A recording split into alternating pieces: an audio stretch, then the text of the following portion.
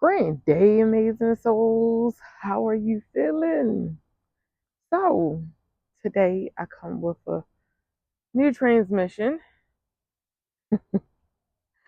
So, lately, right, I see how I am more receptive to the universe, God, source, energy, right? My higher self. I can hear, I can see, I can feel. I'm just so aware. Like my everything is just heightened. And this transmission is one of the ways to assist you in becoming more aware of your source energy, your surroundings, your frequencies to open up, right? And so this is what I heard. I heard this a couple of months ago. I think this was back in like October, November. Someone said, if it's not a fuck yes, it's a fuck no. I said, holy smokes. Never heard anything like that, right? And I figured, I said, okay, I'm finally going to share this with you guys because I've been holding on to this and it really wasn't mine to give, but Anywho, the reason I say this particular phrase is because I notice that if it's something that I'm doing, right, and the universe is like, we don't quite think that's a good option or that's a good move or you know, just certain things because I have my boundaries, right? However, you know how people used to say, I'm gonna let God find my husband. God going to send me a husband, right? Let's use that phrase. So I notice the guys that try to talk to me, there's a particular familiar. I don't like calling them animals. There's a particular familiar, right? That visits somehow, some way, whatever I'm doing, whatever I'm doing is like, hey, knock, knock, we need you to be more vigilant. Pay more attention to this. See this from a much higher perspective. Stop looking at it from your mundane view and see it more from an aerial view, right? And it's a bird, to be quite frank. You know, there are so many synchronicities in how the universe chooses to communicate with us. One of my biggest ways that I receive communication is through the numbers, right? Watch those number synchronicities. I'm noticing most of the people that are awakened, they are in tune with the number frequencies. Another thing that I've been noticing lately is that now, I think this was back in October. I deleted Facebook. Well, never really had Facebook, but I deleted TikTok, I deleted Instagram, I deleted Twitter, and that's all I pretty much had, right? Um, I really limited my connections and communications with others. That's simply because I wanted to be more in tune with God. I wanted to hear God. I wanted my only receptive frequency to come from God's source, spirit, my higher self, right? I wanted it to be in that manner. So I wanted to shut everything else out and really hear God speak. I needed that.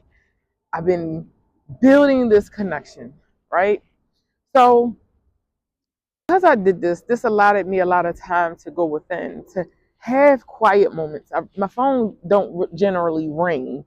So that's not an issue or a problem, right? So I was really in receptive mode, and that was the goal, that to really connect with my intuition, to be more in tune with my intuition, because my intuition has always spoke to me, right? I'm just looking back at life and seeing how synchronicities happened and seeing how certain yeses and certain nos from the universe came about and how I totally ignored them because I just wasn't receptive. I wasn't paying attention. I wasn't aware. So just like I met someone and this particular spirit just was like, we don't know about this. We don't know if we like this.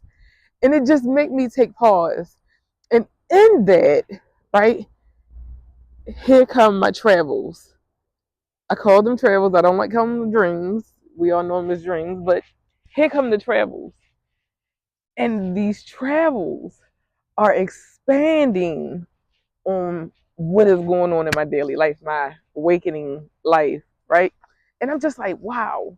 And I'm not even 553. I'm not even in the space of like, well, Dawn, what is for me? Or blah, blah. Not even in that space. I'm just in the space of, wow, I can finally hear. I can finally clearly see I'm so much more receptive today, because I've always been, this is another core belief that I had. I was indoctrinated with this.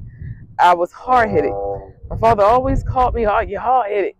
And so that left a lasting impression on me, my subconscious. I didn't hear any damn thing because I was told that I was hard headed, right? So breaking those chains, breaking those cycles, especially those chains, my gosh, I don't no longer need those chains. Those chains served me. Okay, fine. I dance to the beat of my own drum. We got this. I know this. But at the same time, in dancing to the beat of my own drum and moving to the sound of my own rhythm, I had to understand that there's an inner rhythm, there's an inner drumming, there's an inner beat, there's an inner voice that I needed to hear.